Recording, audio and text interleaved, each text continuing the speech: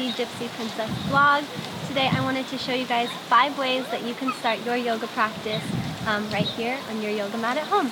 So these are my probably top first 5 yoga poses that I would practice and get really strong in before advancing into a more advanced practice.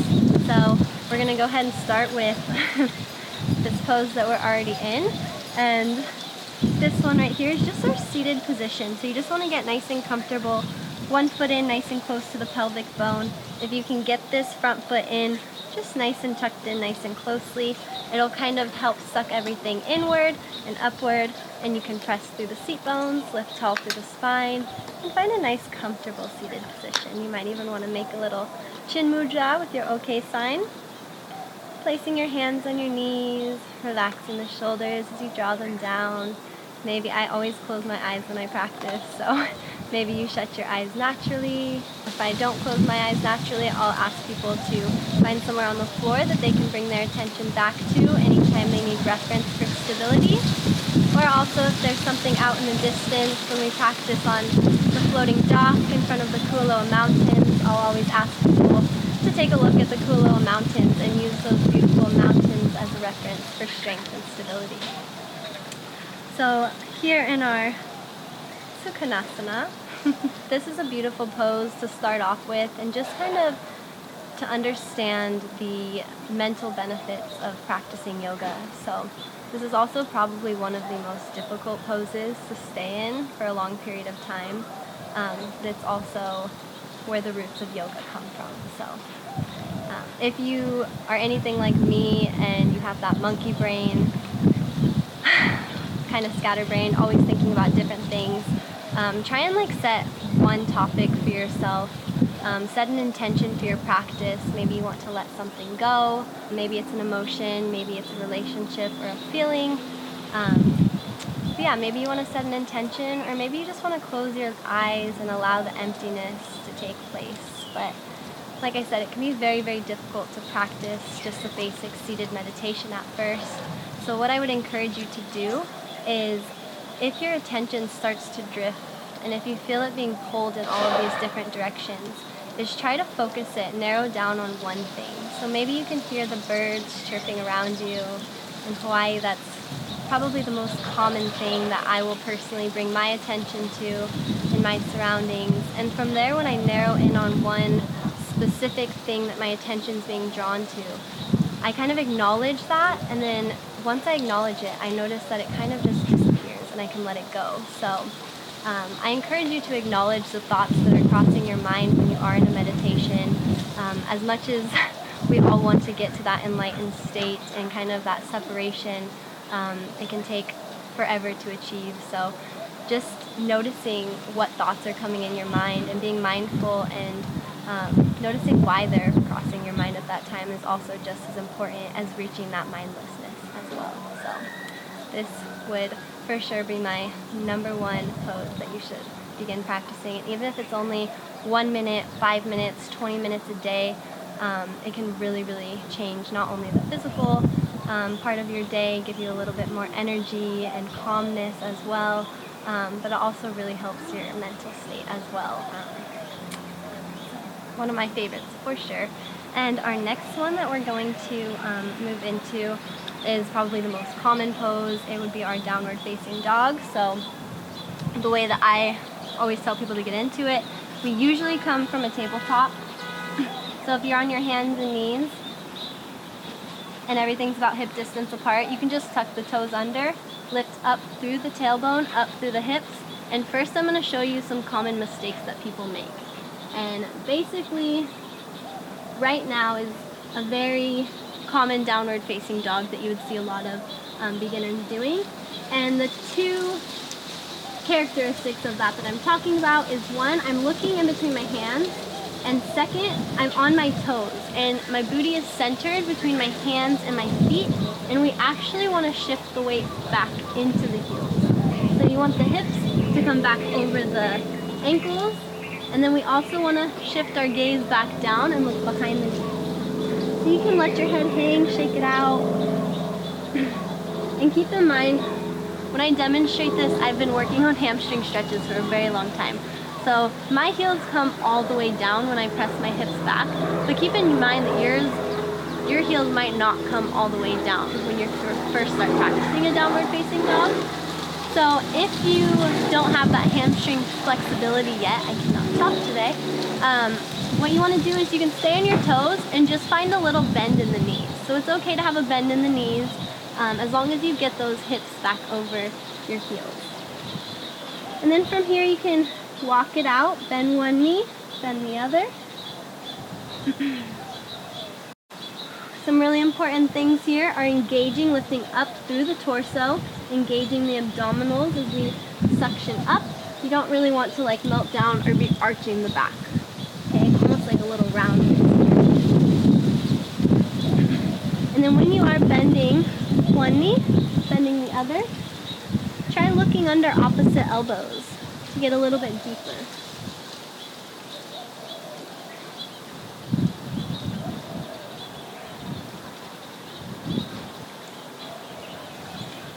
And here it is one last time. Downward facing dog, Adho, Mukha, Svanasana. And that brings me to my next one. We will go ahead and move into Chaturanga.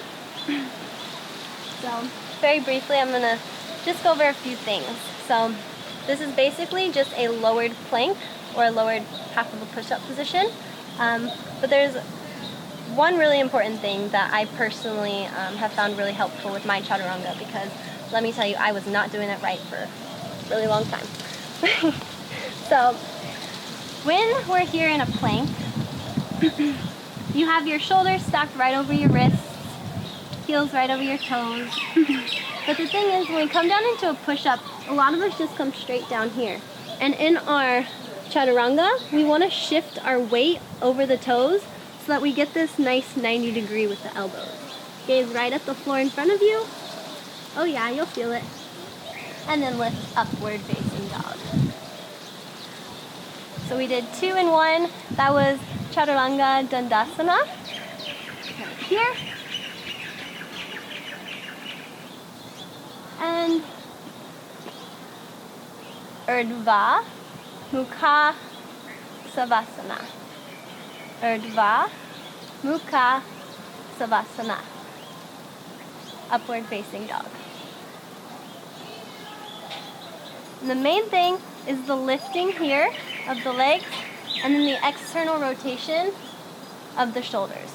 So if you're coming down like this, I know it's really comfortable, but press through your palms, lift through your chest, and roll back.